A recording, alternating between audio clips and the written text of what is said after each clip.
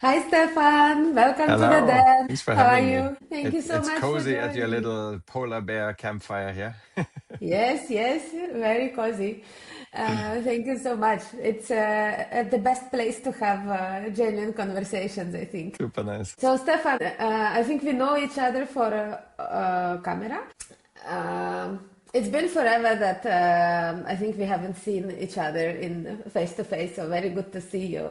I know you for very, very, very long time, so it feels a bit weird to ask you tell us about yourself, but I think it's gonna be only fair. So, like, would love to hear a bit about your story and the past and the present, and what are you up to now? The short story. I mean, basically, if I think of myself as, imagining new things and make them happen with other people, that's somehow now when I reflect back, the theme that comes through. Very And, cool. I grew up very close to where you are now, Pauline, very close to the Czech border. So sometimes I joke about that I'm Bohemian, actually. Oh. And in East Germany, I think I was so lucky and privileged, and I'm so grateful for this duality of kind of growing up without bananas and Lego. I was making rockets out of cardboard in the shop that my grandparents had, and um, I felt very, very trusted. Which, if I think back now, I remember in the flat next to us was a guy living that worked at the border police. So, I loved going there. He had like this cool dancer in a bottle that you could sort of screw a screw in the bottom and they would dance. I loved that as a kid. And my parents just trusted me to go and hang out there. That, I wouldn't say anything about, I mean, it was an interesting time. But the key thing is I was young enough, maybe 11-ish, 11, 12, when the wall came down, and I remember that I had neon shoelaces and there were stickers, and I've seen a kiwi for the first time. And, it was just everything was new. And I was working at the school newspaper because I was somehow interested in photography and arts, and it just sort of everything unfolded, and I had all these opportunities to try stuff. I was running the Coca-Cola machines at the school as a non-profit. I was organizing parties, Wow. and I learned about design. Whilst the scanner for the school newspaper was taking its 40 minutes to scan, I was reading the book how a Corel Draw works and so on. So it was an amazing time. I started two companies. One was organizing birthday parties for kids. Um, and So and so cool. that was the first chapter, kind of first entrepreneurial learning. I mean, just an amazing period. And then I studied design in Cologne, which was really cool because they didn't have. I mean, my big problem was I was really bad at drawing. And in Germany, if you want to study design, you better have a really good art folder, which I didn't. Cologne was the only place where you could apply with, sort of a test. So they had an intake test, and they were much more focused on getting people in that had already worked with design and created this interesting mix. And if I look back now, what I really learned in Cologne was to deal with messy uncertainty, chaos, complexity, because that's all that was. Such a And there good were, skill set for yeah, nowadays. but it's one of these where it makes sense afterwards. Then it was just a lot to take in, and I don't know, like I was somehow able to work a bit sort of on my intuition. I did some weird things, like, for example, the professor smoked at that time. I mean, when you think about it now, it's a strange thing, but you could hardly see in that room. They were super smart, it was super interesting, but you could hardly breathe in there. So I was like, I mean, I like this, but I don't like the smoke. So I'm going to set up another room. We put the camera up, and then those that didn't need the smoke, they could watch the lecture. So the first remote work, sort Wow. of parallel lecture. Hybrid. And somehow that, that was okay. But then I mean, there are many stories about Cologne. It was super. That's how I found out about service design. So I was like, oh my God, this is so cool. So you can design things that are not things. And you don't Then I need to learned, draw? Yeah, but nobody knew what it was. So they had hired Birgit Marger from HP, who had worked with sort of org design a little bit, but it was like, okay, let's figure out what this is. It was just an idea. There should be something. They actually invented gender design, ecological design, and service design all in one go. And I happened to work in the as a side job to make some money to finance my studies. I worked in the foreign office, and I got this letter, or they got this letter, and I saw it, that there is an attempt to create a master program that is cross-European. And in Germany, there was no master's in design. There was no PhD in design at that time. I thought this would be kind of cool. I could go to other countries and I get a master's. It's like brilliant. So I signed us up for that program.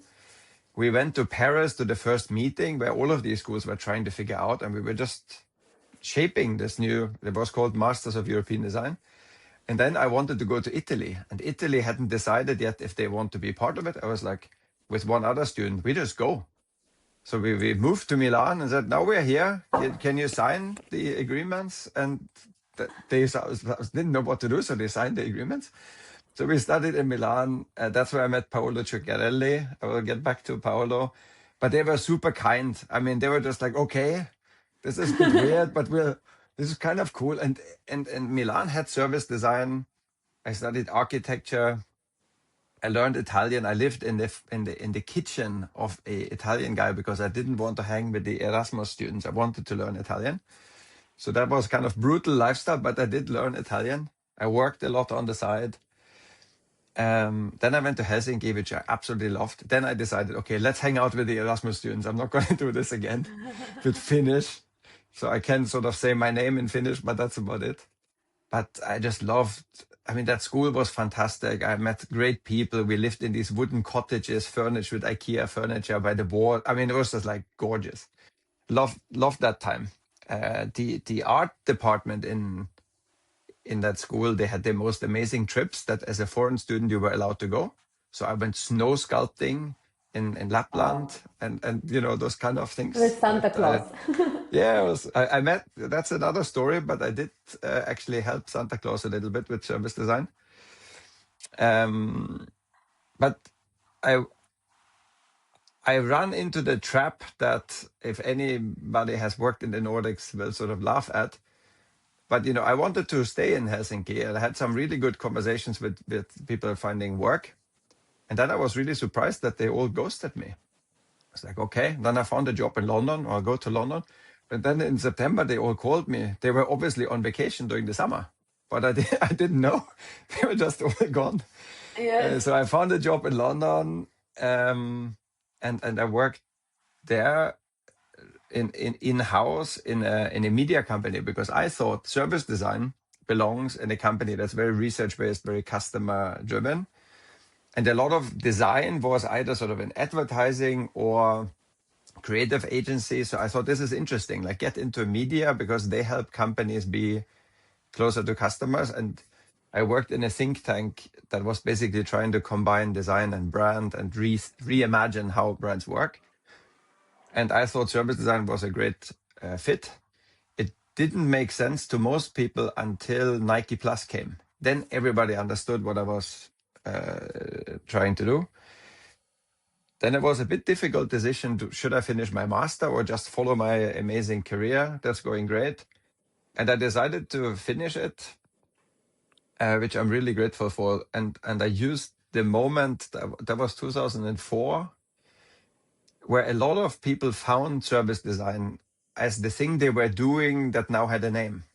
And a lot of it was in London. I actually had one student, so I had to teach a little bit as part of the master. I had a team in Cologne where we won the first prize in service design at the, I can't remember what it was called, not Royal Academy of Art, but there was an institution in London that had sort of the first prize. I met Live Work and Engine and Spirit of Creation, which was the main player at that time. So I learned a lot from these different perspectives, and basically my master became just a sort of a state of the art, what is going on with service design, what is it, what are people doing.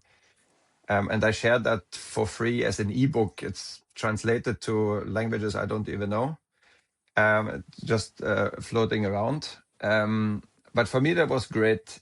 And then I basically decided to go in-house, do service design at this company that I worked at before. And then we moved to Sweden for family reasons. Happy to tell you more about that side story. But the gist of it was that I ended up running service design change programs from a local office. It was motivated by a private choice. So can I try out living there for 2 years? So my company was like, yeah, okay. So it was kind of a good win-win setup, but it was super interesting to be in a local country running global change. I learned so much. I worked asynchronous. I worked, going to London every 2 weeks. I realized that, that's not where you do work. That was purely social, right? I mean, meeting people when I was there, making the most of that social time. And then I was super efficient when I was back in Sweden. I mean, I could knock out 2 weeks of work in a couple of days because nobody was disturbing me. So you could say I was kind of test driving hybrid, remote, asynchronous work, and really enjoyed that, especially with small kids. Great. And then our company was bought by Dentsu, and all of a sudden it was like, well, you should come back to HQ. There's like new things going on. And I was like, well, actually, this is tough, right? This is career versus life.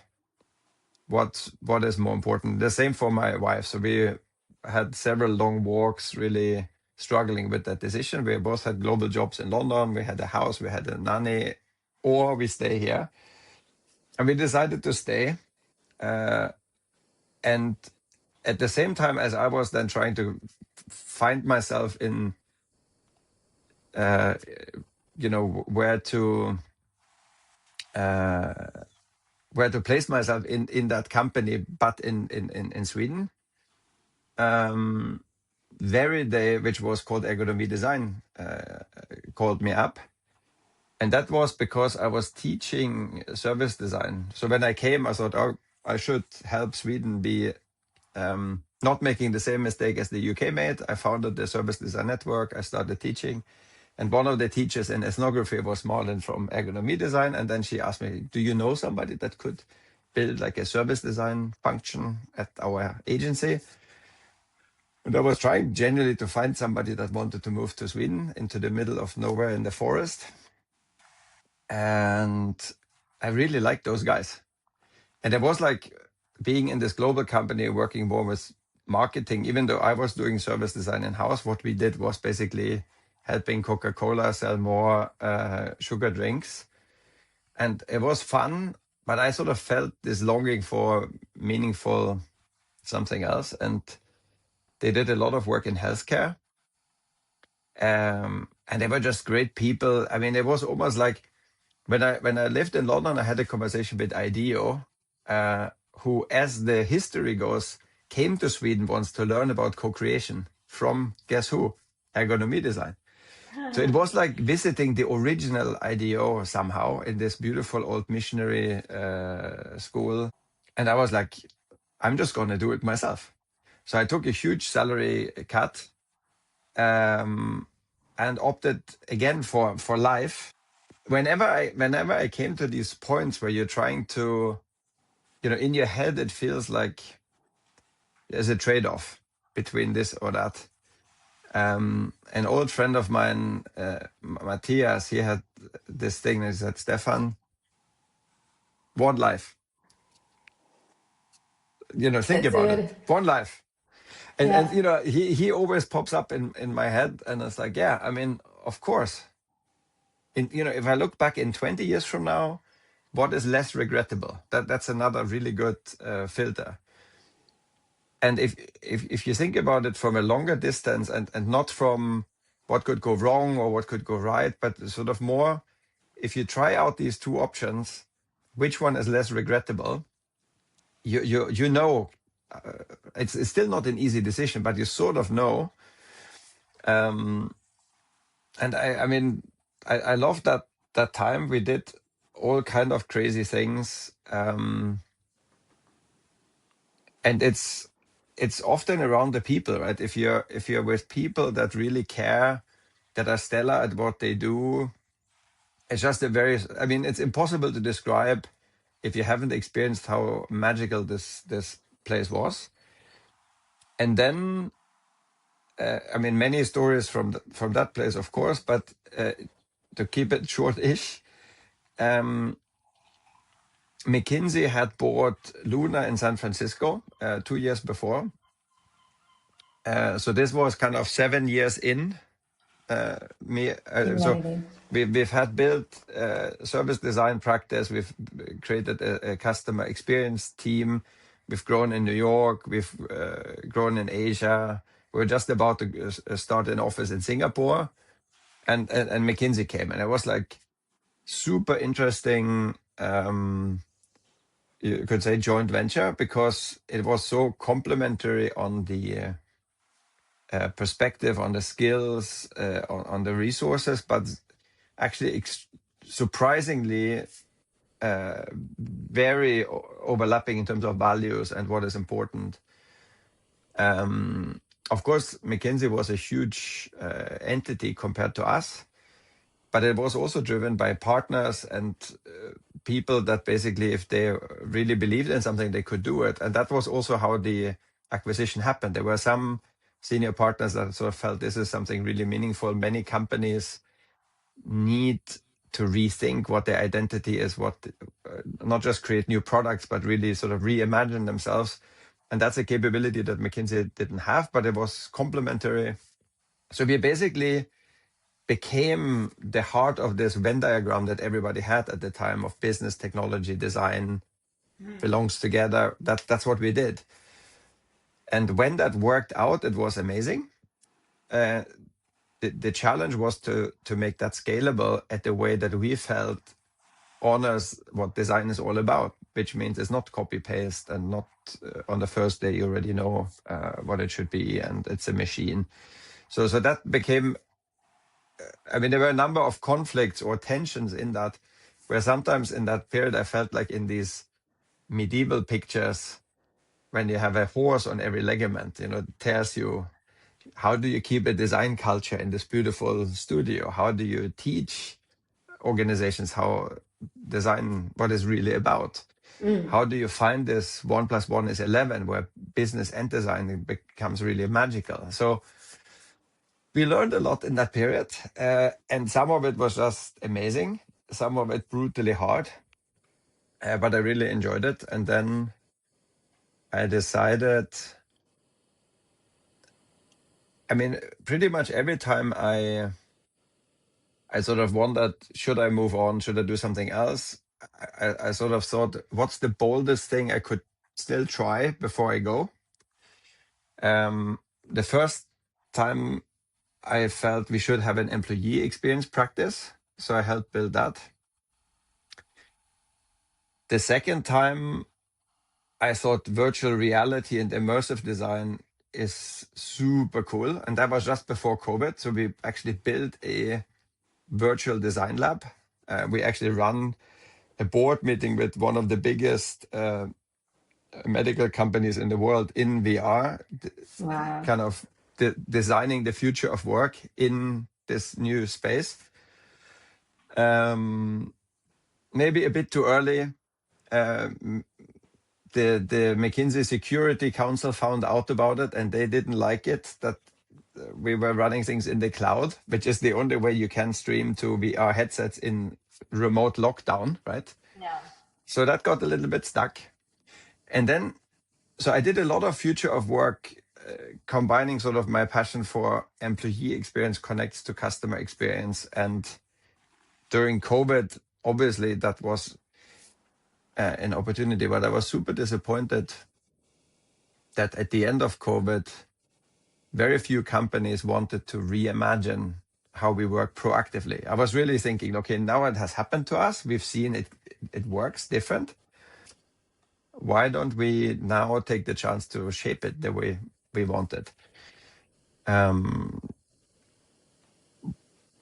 Then I mean, I'm failing and trying to keep this short. You can tell, right? It's all right. We have time. But But I want to tell you about Warp, and I want to tell you about AI. But maybe I'll pause here because that yeah, it gives me quite the short version of some the background. follow-up questions. But maybe before we move to the next topic, what are you up to now? So I've been for a year and a half in a pension advisory firm, very beautiful, 130-year-old, very human company, and I helped create the North Star value proposition for the future, where we should go. We worked on how to do AI that is not just automating everything away, but rather cherish what is human and see how being more human could be facilitated by AI joining the team as a partner rather than a tool. So we have now a maturity model in place and launched the first AI sort of agentic teams with humans mixed in. And I worked a lot on preventative health, still Very cool. inspired by a workshop that you and I once upon a time did together, because that really fascinated me how much we know that if we only did it, it would save lives and keep people out of misery. And so I feel we made a real meaningful dent in that. Happy to deep dive in that. But so I spent a lot of time on that, and we now launched a new platform helping companies support their employees on sort of not even proactive but really preventative look after themselves and own their health. Super cool. And so now I'm moving on. I want to do more speaking and keynotes and workshops to help kind of, think about, I want to help 1,000 companies not predict the future, but make their own future happen. Because I feel, again, this moment that we had after COVID is now, again, AI is happening to us. It's really important that we take a step back and actually shape how we would like it. And not many leaders have the time, the headspace, the structure, how to do it. And one thing that I'm super passionate about that has also emerged, like many things, just around passion and cool people, is the Doodle Time Institute. So 6 months ago, we Oh started yeah, I that as mean, a... I've met Jan. I mean, I talked to Jan, of course, but Yes. I'm super curious to learn more. What are you guys cooking? So the fascinating thing is that we all share time as I mean, we're all equal in the time that we have. Of course, some live longer, some live shorter. That's, part of life. But essentially, time is the sort of most human thing, and everybody knows that it's valuable. But we are valuing it in a way very much colored by an industrial mindset. And much of the effort around time has been focused on efficiency and performance and productivity, basically getting more into the time that we have, like getting more done with the time, instead of taking a step back and really valuing the time for what it really could be. And I feel this is especially important now as we see AI giving us the possibility to do things faster, free up time, but it's very elusive, right? So the last few years, many organizations have thought, okay, we use AI to free up time, but it hasn't freed up any time. The best people that are really good at AI, they don't work 30% less, they work 30% more because they get Yeah. inspired and they see new possibilities. And it's cool in many ways. It's not sustainable in all ways. And whilst there is research about time, there is no place where it's been sort of really brought together from, especially from different perspectives. So the first idea with the Doodle Time Institute is to gather what we know about time. I mean, since Einstein, what has happened? I mean, we sort of have heard about that time is relative, but many people don't understand what does actually mean. And I think we have a lot of assumptions that the way you experience time and the way I experience time is the same, which, surprising, is not. Right? No, So I people think are people, yeah. they're very different. And we have never really articulated that. And of course, it's not that nobody has done any research or nobody has thought about it, but just making that accessible is super powerful. And then, of course, we want to fill any gaps there are in knowledge and further that agenda. So we're not trying to be a sort of time productivity movement or a religion. We want to inspire people to be more intentional with their time. And what we call time agency basically means that you're taking more control of your own time. And I think it's a little bit like in an airplane, you need to put your own mask on first. Everybody has to reflect how they want to spend their time, take it more seriously. But where it becomes really meaningful is, of course, in organizations where people work together. And we've been struggling the last few years with some of the wrong questions. Should we work from the office 3 days a week or 2 days a week? Maybe that is not the question we should think about. We should think about how can we spend our time most meaningfully to collaborate, to make decisions. And the amount of smart people that I've met that basically run around and they're proud that they're back to back. It's like the coolest thing to have a lot to do and be back to back. So we're calibrated by that as the norm, and recognizing it doesn't have to be that way. It doesn't mean that you can't work a lot or you can't enjoy work. So we're not trying to install sort of a new life balance thing. But I think the struggle that many people have around balance is wrong expectations, and a hard time to synchronize with other people. So on an organizational level, that is becoming really problematic.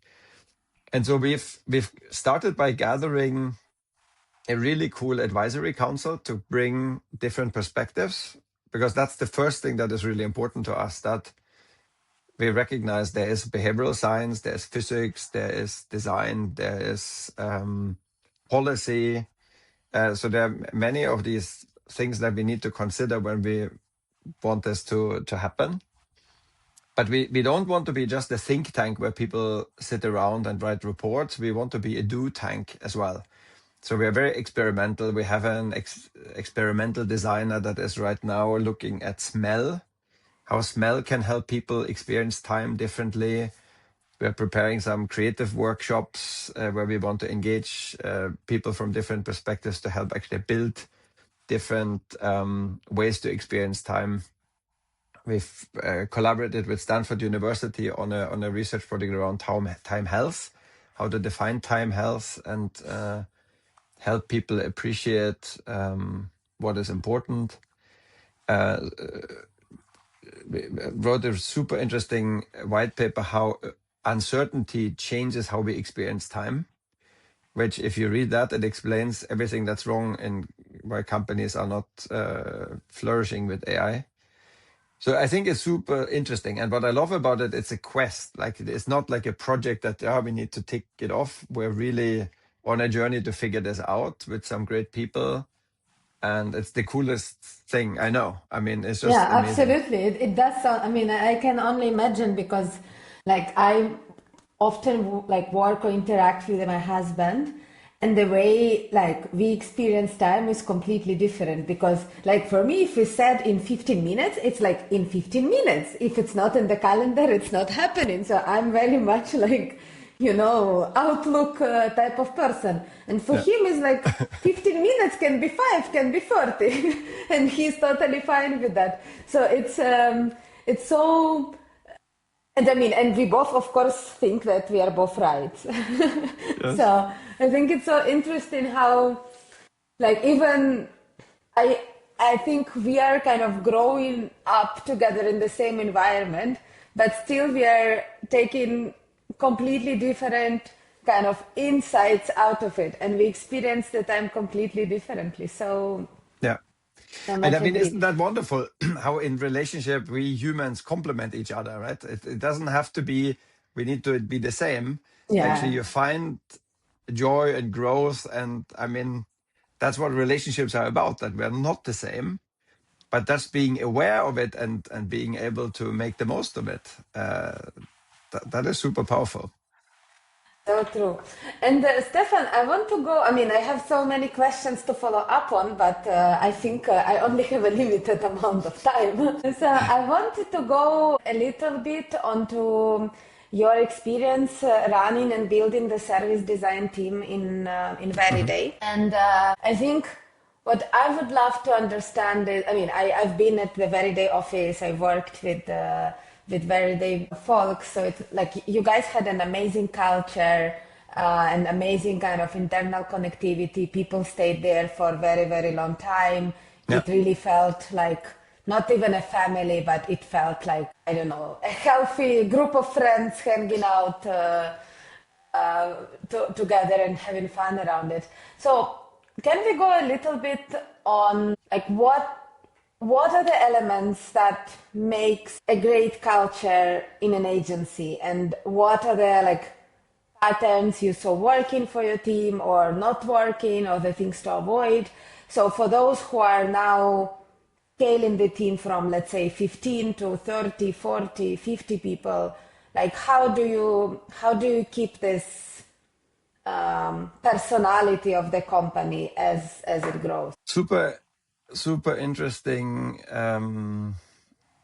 question. And it's interesting to reflect back on that because you probably have a different view when you're in it versus when you're looking back on it. What I would look at is almost like, what are you trying to build and why, from the perspective of alignment around the ambition, the purpose as a torch you carry whilst you're going with all the ups and downs, and the contract and expectation management you have with people.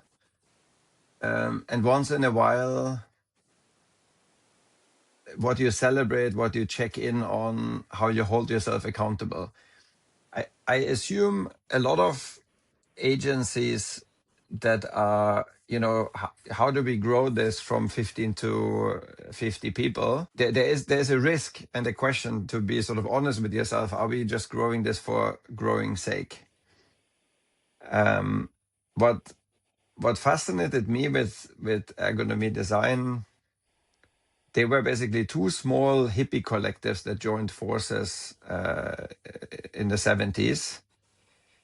And they moved into this building in 1980. And that building was huge. I mean, still is huge. Yes. And there were maybe 20-ish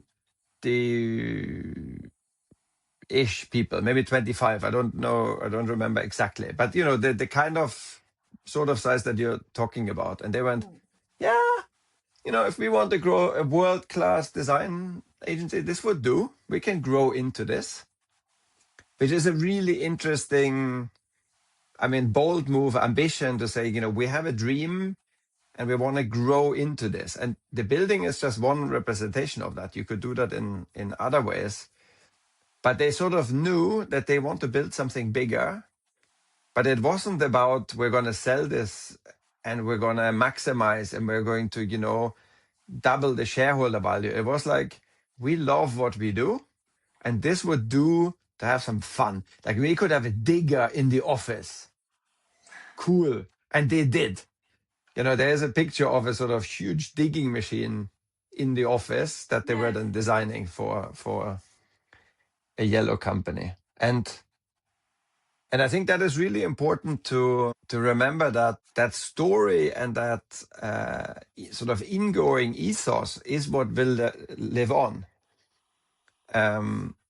And the other part of that is when people left. I mean, supposedly when I joined, which was end of 2012, nobody had ever left that company.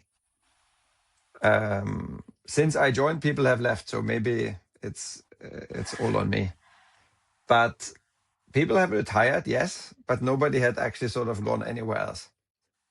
And I will come back to how you make that possible. But the interesting thing, the other side of the ethos, is when people leave and they said things like, there is something magical that lives in the walls. I can't really describe it, but there is something in this place. And of course, as the story later on goes, the place is shut down now. I was there for a friend's or ex-colleague / friend's wedding. We had a fika stop outside in the garden, and it's just like, maybe there are things still in the walls, I don't know, but the people have left and it means nothing. And I was reflecting on this the other day walking by, that I don't miss the place as much as I always believed I would. I mean, when I said my goodbyes, it was like, difficult to imagine how it would be after many years in that special environment. But I think for the people that left when it was still going, there was a buzz in a building. Now it's just the building. And the building has been a symbol for the culture. We had this famous lunch bell that was also ringing at 3 o'clock when there was fika, where people gather. And the reason the bell was so symbolic is that is where cross-functional, cross-pollination, serendipity, basically a ritual, right? So the building has facilitated all of these cultural things. So it is important, but it is almost like using buildings, technology, infrastructure. If you work here, you can borrow our flat in the mountains. I mean, there are so many things you can have as cultural infrastructure or as meaning operating system. But you sort of need to lean in on them to build something that is meaningful first. And then, of course, it needs to make money. Of course, you need investors. I'm not saying that all of these things are not important, but I think sometimes young agencies that are sort of up and coming and growing, there's a danger that you do that for growing sake. And it's maybe not everybody's dream to grow a long-lasting company that is for generations, right? I mean, maybe that is also unrealistic these days. That's a big, honest question, if you should even attempt that. And but I think in order to create that culture, that is one thing not to be underestimated, the sort of ingoing belief or the ingoing, I could say, hope or dream that you fill this with. And then one practical trick is you bring the best people from all over the world to a place that is really weird, where there is no other option. I mean, that's one way to create loyalty. And to make that even more extreme, if you're in the forest outside Stockholm, where it's dark half the year, and not everybody from Colombia would like to live here, let's say. You create a school for design in the north of Sweden, where it's even more brutal. And then you make that one of the coolest design schools in the world. You have your people teach there. And then you attract people from all over the world to study there. And then when they look for a job, they want to work at the coolest agency that they've obviously now gotten to know during their studies.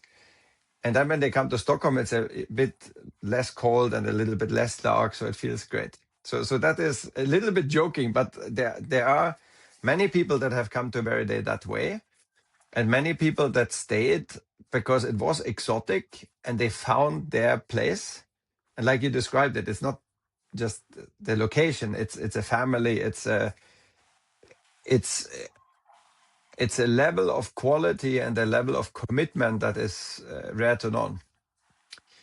And I think if you find that, you then also have people that make that choice for more reasons than a salary, for more reasons than convenience. They would bike for 40 minutes every morning to come to that place. And even if it was snowing, they invented some heated gloves for their bike. But that also brings people together. And the tagline that informally we had for ourselves was caring rebels. So there was something about being really human focused, but also challenge the status quo. And I think you need to have some rally or some joint mission that you're on that is a bit against the odds and everybody is in on it. That enables you to do things. I mean, if you think about those people at different stages of time, the metaphor that I think about is bumblebee. Like it can't fly. Everybody knows it, but it's flying.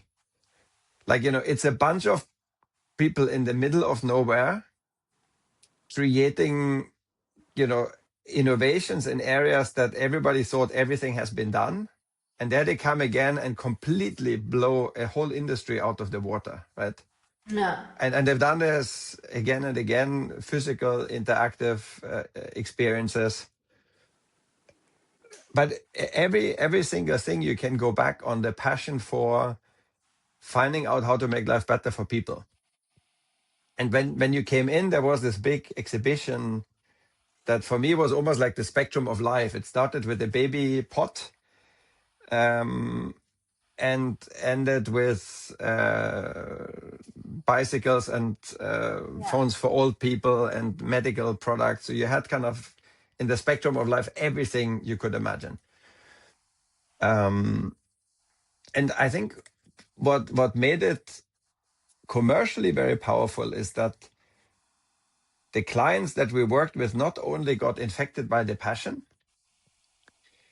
they actually used this as their capability lab. So whenever IKEA wanted to try a new thing, they would come to that safe sandbox to say, can we figure out how to do this? We don't even know yet what it is. Can we figure it out together? And it made the companies that worked with us disproportionately more successful, not just because the product was cool or the new service worked, but it did something to the brand. So, for example, Thule was a long-standing client at Veride. They had made roof racks for cars. It's not the most sexy thing in the world, but we helped breathe life into that and made it meaningful by saying, actually what you are is helping people bring the most valuable things in their life along. That's what you are. And it could be camera bags, it could be baby buggies, it could be other things. That's how that company became, disproportionately more valuable and actually developed these capabilities than themselves over time. And that has happened in multiple occasions. And I think for young agencies, that is really important to think about the impact beyond what you do. Like, how does that make the people that you work with better? How does that make these companies into something that they could not become without you? Because that value creation is a kind of ever giving. People come back for that and it stays, right? You can go back to these companies now and the dent in the universe is still there. And I think that is phenomenal if you can achieve that. Yeah, so true. I remember this hall in Veride when we were building the office for Pasha, the Yeah. future lab. Like, I think I even asked someone to sketch me how it looked so that we could reuse the idea. I loved this hall; it was amazing. But I have, I think, a last topic where I would love to go together. I mean, my observation now is that the world is, as you were saying, like the world is changing a lot, right? We had COVID, there are a lot of like global changes, there is AI, like a lot of things are happening. And it's very volatile, things are moving, I don't know, the technology is moving faster than the project sometimes. And I've noticed that what is happening now, especially in agency world, it's becoming increasingly difficult for them to hire junior talent because if you take like one good senior with some AI tools, it's becoming a very powerful employee or a very powerful part of the team. And I would love, I mean, I know you've been teaching, maybe you are teaching now, I know you have a metaphor club. And the question I like asking people is a little bit about like, what is the future that you see for design specific elements? And I think a lot of people perceive design as like this visual angle only. And how do you see, like, what's the future you see for it? And what is the future, like, what is the right way for agencies to build this future to make sure that in 3 years they don't find themselves in a situation where, like, senior folks leave for whatever reason and they don't have the junior talent to pick up the game. I mean, I hope this makes sense. It makes perfect sense. And it's not only an agency challenge, it's a societal challenge to some extent. So the way I'm coming at it is what would we like it to be? So, what would we actually love to be the intergenerational value creation mode that we think is future proof? And if you take a step back from it, the incumbent companies are facing this transition and they're confused, they're distracted. It is super hard to know how long does your unfair advantage, your moat hold? Can you rely on your B2B distribution that nobody can copy forever? And they're all, of course, reacting slightly differently, but I think the common theme is that it's reacting. So I see a lot of companies that are trying to deal with this situation and in some ways streamline and kind of use AI to be more efficient, which will get us to a point that it doesn't get more efficient than that, where the thing that we used to do is not so valuable anymore.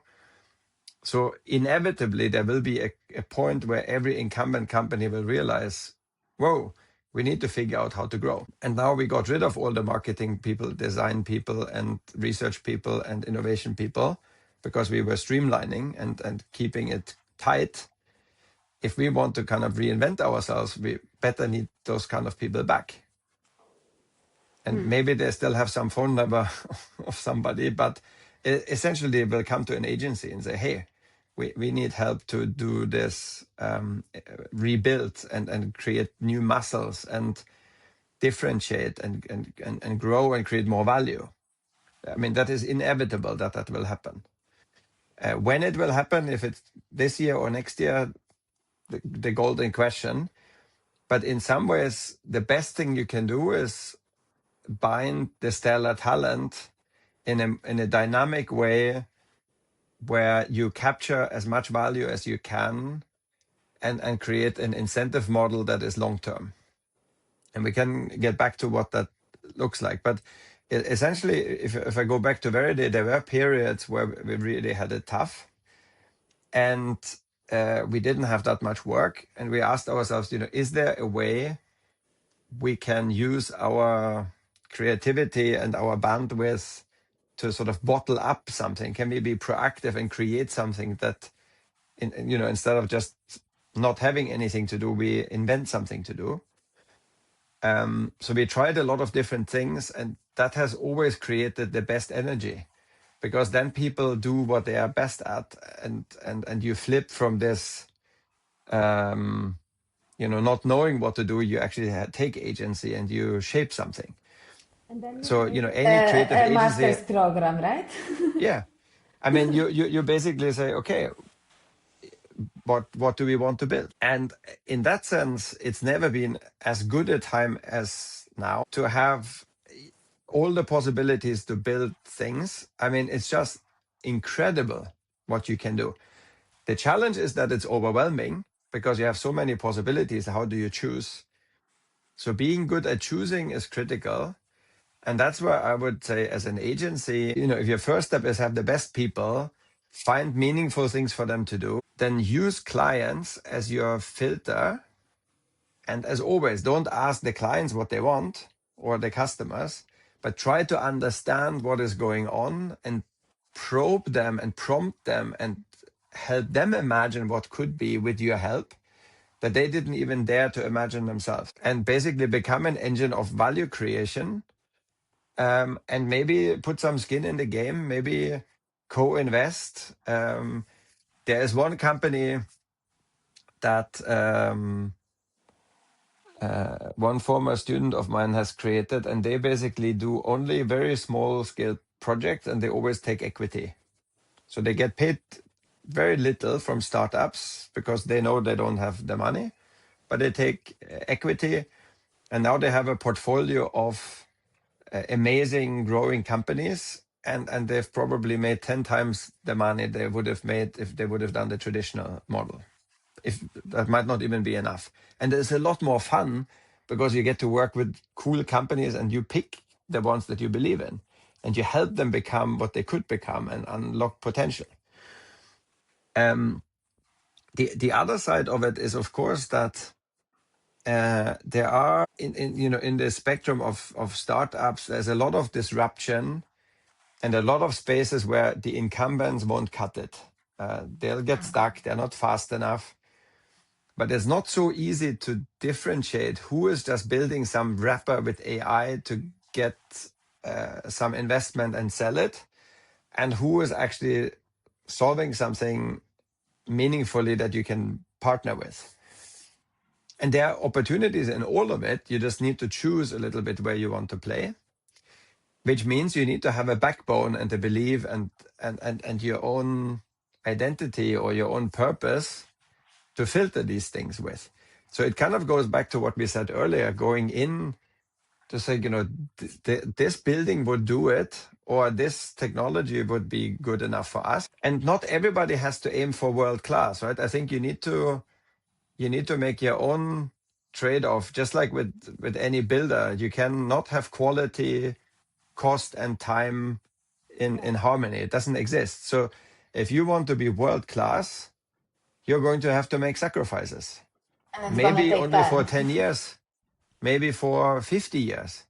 But Veride, they didn't become the most award-winning agency in the world overnight. That was a 50-year journey, literally. And not everybody wants to do a 50-year journey. That's okay. But I think ultimately, as a society, if we take a step back again, we are paralyzed right now. A lot of things are happening to us, and we are all a bit unsure what to do. I think in Europe, we're extremely privileged that we have what we have. It's relatively safe. We have, really good standard of living. Data-wise, you could say globally, we have the best standard of living that we've ever had in humankind history. But I think we can't take any of that for granted, and it's not going to be one entity that will sort it out. So we can't lean on politics to fix it. That's pretty clear. We can't hope that private companies will fix it, even though there are some great examples of private companies then going into philanthropy or having non-profits that actually really contribute to society. So there are a lot of good examples, and maybe that is what we should do more in this period of uncertainty and more question marks than answers, to look for the examples that we actually like.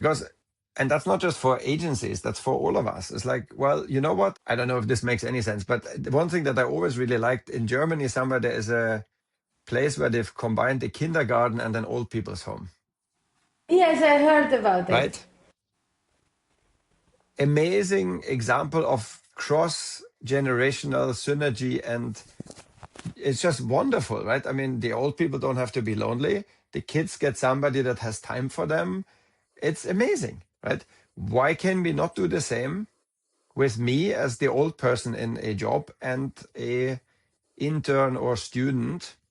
There's so much I learn from the students. I'm teaching at SDSI in Kuldiga. Fantastic people, right? I mean, so that is teaching is my learning, always has been in that way. And I am super scared. You know, I need to work 30 more years, create value. The lucky thing is I enjoy my job and I want to work 30 more years plus if I can, right? For me, that's a privilege, but it's not a given that anybody will want me in 5 years and 10 years. Maybe I'm not relevant anymore. So my sole focus is to stay relevant and to stay energized, to stay connected and create value as a way of, but you know, it's a constant thing. You need to keep spinning. It's not that you can sort of rest and say, okay, I'm done now.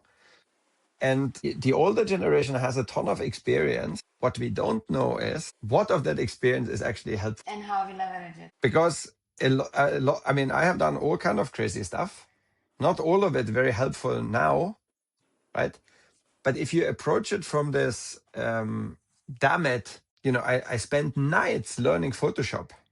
I've spent nights learning Flash. Probably most people don't even know anymore what Flash was. That's not very useful. Now AI can do it. Actually, to be honest, I'm still better with Photoshop than AI. But I can see there will be a time where that's no longer true. It's very true, close. Yeah. I'm pretty sure AI is better with Photoshop than me. Yeah. But I think if we get into this defensive mode of like, oh my God, what do I do? We can only miss out. If we think about like, okay, I actually love making things. And in Veride, when we built services, we always had this discussion like, is it because we have this workshop downstairs that I was so excited to build sort of physical prototypes of services? I remember we were working with Doctors Without Borders. That was a pro bono project we did. And we built a physical representation of the data flow, how journals in the field get passed and how knowledge get passed. And we co-created with different, I mean, almost layered on different knowledge from different people. It was so simple, but it was like, oh my God, like, you know, in a couple of days, we've solved this problem that was unsolvable with the biggest computers. Maybe now you could brute force AI, but there are two things. Just because there is AI doesn't mean you have to use it for everything. There is still a point to sometimes think, okay, do I need to throw 5,000 liters of water on a server in Nevada so that I can have some little machine go in circles and tell me something that I already knew? Is that really a good idea? I think a bit of common sense, it's fun to play around, and I think we need to allow ourselves to learn by playing with it. So I'm all for, even though probably that's a terrible thing to say, but you know, to make fun pictures, it can be very meaningful. Yeah. But let's be thoughtful still. The other one is that in design, I really believe the doing is a big part of the thinking, especially in collaboration and co-creation. So the act of making, when you write by hand, you think differently, literally. That's not to say everybody should write by hand again, but I think we need to unlearn and relearn how to use our bodies more. Because if we're only in our head and everything is like, you know, we have a brain implant and we just send emails all the time, that's not really where I want to be. Yeah. And so I think full circle, people that have agencies, with some creative people, with some strategy people, with some research, they're the most important people there are right now. They have the power, they have the tools, they have the possibility to kind of say, hey, how do we want the future to be? and engage others in that value creation. And that's how you will build the next generation of companies because, maybe we invent something new. Maybe companies is not the way to go. Maybe it is about non-profit. Maybe it is about open source. Who the hell knows? What do we have 5 more minutes? I'll tell you one new fun thing that I've come to.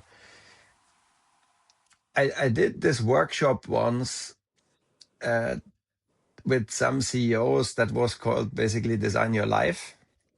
Super interesting session where I buddied them up and gave them a design process to coach each other how they could reimagine their career. Super interesting. Cool. And then I found out in Stanford University, there were 2 guys teaching life design. They have written a book that's called Life Design or Design Your Life. Yeah, I think if that's the same book we are talking about, I think I read it. It's a great book. It's really good. I mean, it's one of those where as a designer, you read it, it's like, duh, I knew that, but shit, how cool. Yeah. It's a new way of using what I know, right? But so they've written a new book, which is about a meaningful life. And I listened to a podcast where they were talking about the book. And one thing that struck me was they were talking about a thought experiment. So they had interviewed people and said, if you were on an atomic accelerator where time becomes infinite and you could have as many lives as you want, how many would you want? Feel free to answer. I would want 2, I think. You would want 2? Some people want very many, some want 2. The average is 7, apparently. Okay. Which to me was like, okay, this is interesting. We have 7 days in the week. Whoever decided that is also up for grabs, right? Why do we have 7 days made up? But we have 7 days every week and we want to have 7 lives. What if we could design our life to be 7 lives in parallel? And you could have the life as Pauline, the creator, Pauline, the content creator, Pauline, the, I help in my local neighborhood. Shop, yeah. And you don't need to do all of these things in parallel at the same pace and intensity. That's not how it's a very, I don't know if it makes any sense, but it was just like an interesting, I like it. The idea that we can have multiple lives in us, it gives you sort of absolution also that you need to find the perfect life and you find sort of the meaningful life, the life that makes sense. It's like, no, you have many lives. Most of them make sense. And it's just enjoying them whilst you do them. That's for the shortcut of the whole book. Then you get to build the different versions of yourself, right? Yeah. So instead of finding the meaningful life, it's like find the meaning in your life right now. I'm chatting with you, we're thinking, and stuff happens, right? This is what's wonderful. And I think as creatives, we have the possibility to engage others in that, which is amazing. So we don't need to have the answer.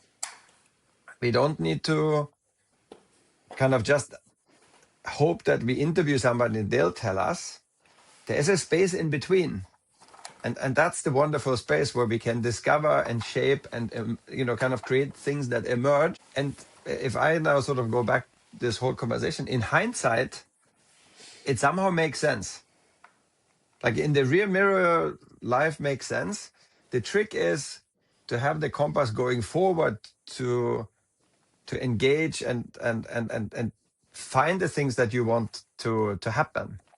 And go in the develop direction that where you compass feel somehow. good. I like it. So it's not easy, but let's give it a shot. Let's give it a shot. Something what could happen. It will happen, absolutely. Thank you so much, Stefan. So it it's was cool really that you're inspiring. grooming the bear cave for people to come into the cozy polar bear cave, or the den you call it, right? Yes, the den, and listen to the fires. My dad used to take me at tourist trips when I was a kid, and they would always have a fire and they would always have a guitar and someone would play a song. I mean, I will not translate it in English because it's not making sense, but they would always tell each other like the best stories around the fire. And I think at the den is a little bit of the reimagination of that fire. There is something sort of profoundly human if we use that fire and the den, symbol. I read this book from the CHRO of the CIA. It's called Certainty. And it's basically about change, leadership, and why we often get it wrong. Because as soon as you say change, it does something in people. Yeah. So his whole point is we should flip it and instill certainty all the time. That's also why I think examples are so powerful, because it creates a sense of, here's an example, it reinforces certainty. But what he book is not very complicated, but it's sort of a simple version of Daniel Kahneman, Think Fast and Slow. He basically says, our hardware has been the same for 5,000 years. So if you go back 2000 BC, people were at a fire at a den, right? And as humans, to be successful, by the definition of nature, it was mode 1, you go hunt and survive. So you need to be really fast when something happens. You don't think about it. So there is a mode in our whole operating system physically, and the brain snaps into that mode and it cannot get back very easily. So if there is danger, we snap into that mode for survival reasons. The problem is that physically the brain doesn't know the difference between a rock falling on us or AI has a new 4.8 model. Yeah. The chemicals in our body do the same thing and we are stuck. That is the problem in many boardrooms now, that we are constantly in that mode. But if I think about the fire and the den, there's the other mode that is about social and why we have become the social creatures we are, because you need to trust each other to take care of your kids when you're out hunting. You need to trust each other that you will share the moose evenly, that you don't screw things up for the community. Yeah. We weren't intended to be in communities of 20,000 people and see all the other influencers showing us what cool paintings they have in their caves. It was all very small scale by design. Yeah. But if you understand that actually human existence has these two things, and the more we can be in that safe mode of joy and trust and relationships, we don't have to go into that other sort of survival mode. We're a lot more capable to be creative. We're a lot more ourselves. And that makes you realize this has nothing to do with AI. AI is in a way the mirror that we sort of realize that we're in the wrong mode all the time. But the possibility with the fire, and maybe we should literally sometimes shut our devices down and sit with the guitar by the fire. That's one approach. But I think there are little mini fires you can light every day, right? Sort of in a meeting to get everybody to be more focused on what really matters, or during a week to create rituals. And I think that's what I'm trying to focus on with my sort of time travel workshops now, to get leaders to understand this is actually something they can control, and we can shape the space for people to engage in a way of having agency. Because I think if we can unlock that human, I mean, that's what we're amazing at, right? So we, instead of saying, AI will never be able to do this, it's like, well, no, let's invite them as friends into our cave. We could have, AI can sit by the fire, no problem. Yes. But let's make sure we sort of honor the magic of how incredible it is that we're around, right? Yeah, and connecting with each other. I'm fully with you on that. So with that, thank you for inviting me to your fire. I hope we can inspire somebody to do something cool, and maybe they'll share it back with us.